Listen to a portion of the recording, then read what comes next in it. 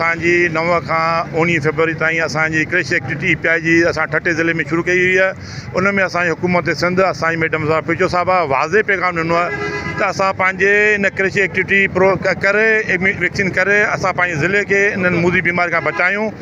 ऐं तव्हांखे अर्ज़ु आहे त महिरबानी करे पंहिंजा ॿार न लिकायो, ॿार वैक्सीन करायो। इहे बि चवंदा बीमार जो था पिया अदा इहो असां डॉक्टर न उहे ॼाणनि था छा आहे छा कोन्हे।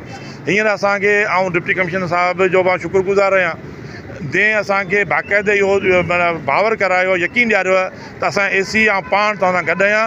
ऐं इनशा अल्लाह ताला असां पंहिंजे ठटे ज़िले खे असां जेके 12 बीमारियूं आहिनि, तंहिंमें TB, तंहिंमें मीज़ल्स, तंहिंमें मम्स, तंहिंमें डायरिया, तंहिंमें पोलियो, जेके बि असां वैक्सीनेशन असां इनशा अल्लाह ताला असांजे ज़ुलो अॻु में ई मेल न्यूट्रिशन ॿार तमामु घणा आहिनि ऐं माउनि में रती कोन्हे, खून कोन्हे।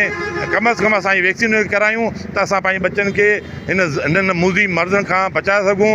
तव्हांजो सिर्फ़ु असांखे तावन खपे, ॿियो कुझु न खपे। असांजी हिकिड़ी कैंप ऑफिस आहे, DH ऑफिस में मौजूदु आहे। को बि ॿार को रहिजी वञे थो, महिरबानी करे असांखे कॉल कंदा, उहो असांजे नंबर बि असां सोशल मीडिया ते हलाए छॾिया आहिनि, त उहो फ़ोन कंदा, असांजी टीम सां हुते पुॼंदी। तव्हां ॾिसो असांखे तावन खपे। हिते इहो हिन ठटे जे आवाम खे तमामु घणी गुज़ारिश कंदुसि त साईं Safdar Shah DC secretary health ऐं मैडम मिनिस्टर जे प्रोग्राम तहत जेके बि 12 बीमारियूं ख़तरनाक तरीन जंहिंसां मौत वाक़िया थिए थो ॿारनि जो, ऐं असां तकलीफ़ुनि में अची अस्पतालनि में डॉक्टरनि वटि असां तकलीफ़ुनि में अचूं, उहा तकलीफ़ सभु ख़तमु करण लाइ तव्हांजे घर घर ते वैक्सीन थींदी। ॿियो हिन वैक्सीन जो हिकिड़ो मुंहिंजो मैसेज आहे, हिन वैक्सीन जो को बि नुक़सानु कोन्हे आहे। हिन वैक्सीन सां ॿार खे फ़ाइदो थींदो।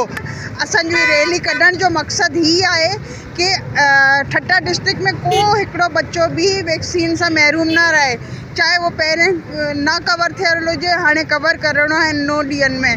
इन के अलावा इन सारी एफर्ट्स में असांजी district health officer doctor Safdar Shah ji efforts आहिनि, उन जे करे असीं प्रोग्राम इंशाल्लाह कामयाबु थींदो।